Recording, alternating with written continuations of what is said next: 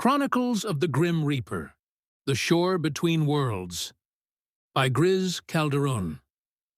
Every morning, just as the first light stretched across the horizon, Jane made her way down the sandy path that wound from her home through the tall grasses to the beach. The wind was always gentler at dawn, and the sea, still sleepy, lapped at the shore with soft, steady breaths. Her bare feet kissed the cool sand, each step familiar, each pause timed with the rhythm of waves and memory. The bench waited for her, as it always did. It wasn't just any bench.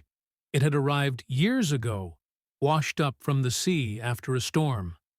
Salt-worn and softened by the ocean's touch, it rested gently in a curve of dune grass, as if it had always belonged there. Jane had asked her husband countless times to build her a place to sit by the water, a small perch to watch the sunrise and start her day. And then, one morning, it was simply there. No fancy plans, no polished finish, just a simple bench washed up from somewhere else, weathered by salt, sun, and quiet mornings, strong enough to hold her sorrow and stillness.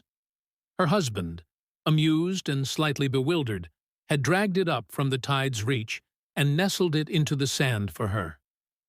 "The sea gave you a gift," he said. Jane, with her quiet smile and wind-tousled hair, just nodded. Somehow, she knew.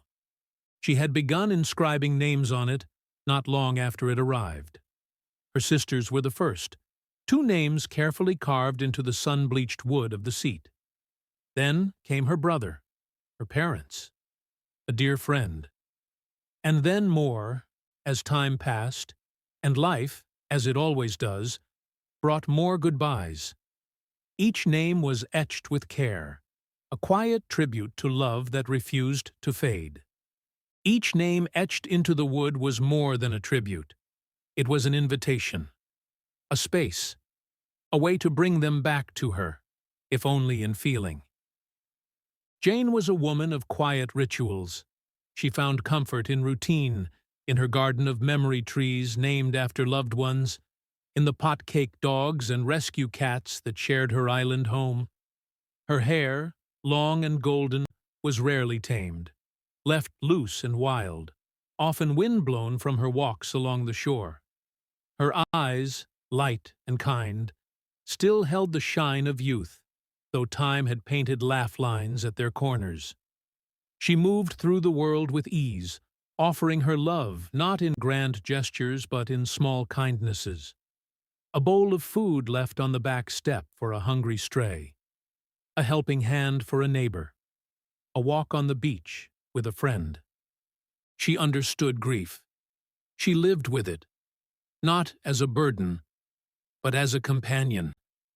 For every soul she had loved and lost, the Reaper had come. He never came for her, but he came for them. Always silent, always there. She saw him once, clearly. It was the morning her youngest sister passed. Jane had sat on the edge of her bed all night, the phone beside her, waiting. When the call came, a sudden hush filled the room. She stepped outside and looked toward the shore. There, just beyond the dunes, stood a figure cloaked in black. Not menacing, not cruel, just present. He didn't speak, didn't move, but Jane felt the warmth of stillness, of understanding. A strange kind of peace bloomed in her chest, as if the sorrow would still ache, but it wouldn't drown her. From that day forward, she sensed him more often. He never took away her pain. That wasn't his gift to give, but he eased it. He stood nearby, unseen by most, as she carved names into her bench or sat with her eyes closed, whispering into the wind. When she cried, the breeze would soften, wrapping around her shoulders like a shawl. When she laughed at an old memory, a bird would sing, or a wave would rise just high enough to sparkle like a wink from someone unseen. What Jane never knew was that the Reaper had guided that bench to her. He had summoned the sea and shaped the current. He had whispered to the wind and asked the waves to carry it gently. He had placed it at her feet, not as an accident, but as a bridge between her world and the one he walked. He couldn't change the rules of life and death, but he could give her this. Whenever Jane sat and thought of someone, he would find their soul and bring it near. They would sit beside her, unseen but deeply felt. A mother's hand brushing her shoulder, her sister's giggle caught in the breeze, her brother's hum carried by the tide, her beloved dog laying by her feet, invisible but pressing into the sand. She had no idea that her memories summoned them, that her longing gave them passage. All she knew was that here, at this weathered bench overlooking the sea, she felt them. Over time, people began to come. Visitors, neighbors, strangers who had heard of the woman who carved names and planted trees. Some brought stories. Others brought names. Jane listened, always. And if a story moved her, she'd add the name to the bench, with a small smile and a nod toward the sea. "They're welcome here, too," she'd say. And so the bench became a sanctuary, not just for Jane, but for anyone carrying love and loss. She would continue this quiet tradition for years, watching the sun rise, adding names, talking to the wind.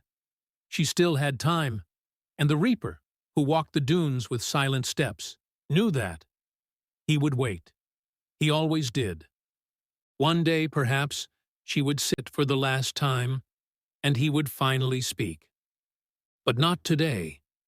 Today, Jane sat in her usual spot, the sea before her, the sky unfolding in soft pinks and blues. Her dogs curled at her feet. A bird called out from the dunes.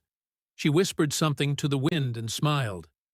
And somewhere beyond the veil, her loved ones smiled back. The end.